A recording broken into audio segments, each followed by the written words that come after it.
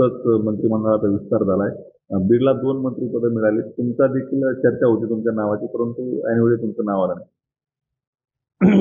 आता मंत्रिमंडळाचा विस्तार झालाय, शपथविधी झालेला आहे आणि बीड जिल्ह्याला 2 कॅबिनेट मंत्री पहिल्यांदाच मिळालेले. ही अतिशय आनंदाची गोष्ट आहे. आपण अपेक्षा करूया या दोन्ही मंत्री महोदयाच्या माध्यमातून बीड जिल्ह्याच्या विकासाला गती मिळेल, चालना मिळेल आणि त्यासाठी सरकारच्या माध्यमातून भरपूर निधी या जिल्ह्याच्या विकासासाठी आणण्यामध्ये हे दोन्ही मंत्री यशस्वी होतील अशी अपेक्षा करायला काही हरकत नाही. दादा, छगन भुजबळ यांच्या नावाची चर्चा होती. वळसे पाटील असेल या त्यांच्यासह बऱ्याच वरिष्ठ नेत्यांना, दिग्गज नेत्यांना मंत्रिमंडळात स्थान मिळालं नाही. नेमकं काय घडामोड घडली असेल असं वाटतं? नेमकं म्हणजे जे काही निर्देश त्यांना दिल्लीहून प्राप्त झाले, भारतीय जनता पक्ष असेल किंवा शिवसेना असेल किंवा राष्ट्रवादी असेल, हे तिन्ही या महायुतीचे घटक आहेत आणि काही निर्णय दिल्लीहून झाले असावेत असं मला वाटतं की वरिष्ठांना पक्षामध्ये किंवा इतर कामामध्ये संधी द्यायची आणि नवीन लोकांना मंत्रिमंडळामध्ये संधी द्यायचा असं काही निर्णय झाला असावा. त्याप्रमाणे हे घडलेलं आहे. दादा, राष्ट्रवादीचे ज्येष्ठ नेते होते की छगन भुजबळ आहेत, वळसे पाटील आहेत, त्यांना डावलण्यात आलं आणि नवीन मंत्री घेण्यात आले. एक्स फॅक्टर पण धोरण घेतलं नाही भाजप.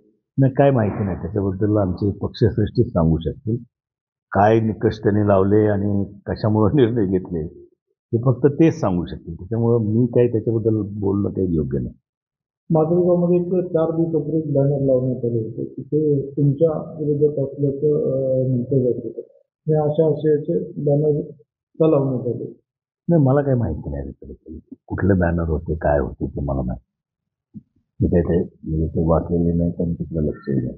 आपण पक्षावरती नाराज आहात? अजिबात नाही. काय पक्षावर त्याच्याबद्दल नाराज आहे? पक्ष शेवटी सर्वात श्रेष्ठ असतो. आपलं पक्षाचं नेतृत्व श्रेष्ठ असतं. त्यामुळे त्यांनी घेतलेले निर्णय मान्य करूनच पुढे जायचं असतं संघटनेमध्ये.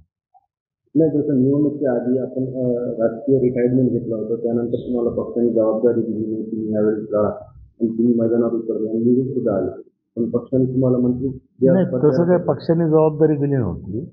हा निर्णय आमच्या कुटुंबानेच घेतला होता. मी रिटायरमेंट जाहीर केली होती हे खरं आहे, त्याबद्दल दुमत असायचं काही कारण नाही. परंतु जेव्हा निवडणुकीची राजकीय परिस्थिती बघितली तेव्हा ही निवडणूक मी लढवली तरच योग्य आहे असं माझं ठाम भूमिका, म्हणजे असा विचार मी केला आणि मग त्याप्रमाणे आमच्या कुटुंबात निर्णय होऊन मी निवडणूक लढवायची निर्णय घेतला गेला आणि जनतेनेही तो निर्णय सार्थ ठरवला. दादा, संतोष देशमुखांच्या खुनाच्या आडून धनंजय मुंडेंना टार्गेट केलं जाते का? नाही, असं काय कारण आहे? कुठं कोणीच टार्गेट केलं का? नाही, तर सुरेश धस आहेत जे युतीमधले आहेत किंवा नाही, आता सुरेश धसनी काय बोलावं किंवा संदीप क्षीरसागरने काय बोलावं किंवा आणखीन कुणी काय बोलावं हा त्यांचा प्रश्न आहे. परंतु त्यांना टार्गेट केलं जातंय असं काही माझं मत नाही. अतिशय क्रूर हत्या झालेली आहे, कारण नसताना झालेली. एक चांगला सरपंच गमावलेला आहे, त्याचे कुटुंब उघड्यावरती पडलेले.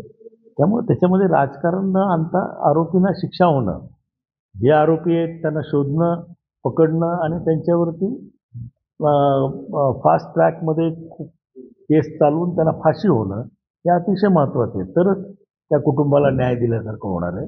हे काय राजकारणाचा विषय आहे असं मला वाटत नाही.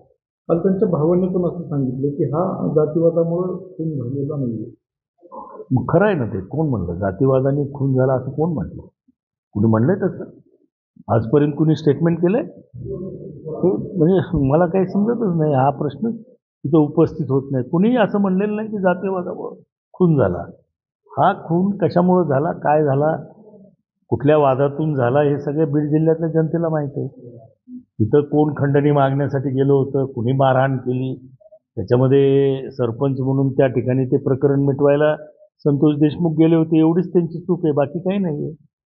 आणि मग जातीवादामधून झाला किंवा पेढीमधून झाला असं कोणालाच म्हणायचं नाही. ही दुर्दैवी घटना घडलेली आहे, अतिशय वाईट घटना घडलेली आहे आणि म्हणून निश्चितपणानं सरकारने सुद्धा याच्या मुळाशी कोण आहे, काय नेमकं प्रकार झाला, गुन्हे खंडणी मागितली, काय झालं, हे सगळ्या प्रकार आता त्याच्यावर ते गुन्हे दाखल झालेले आहेत.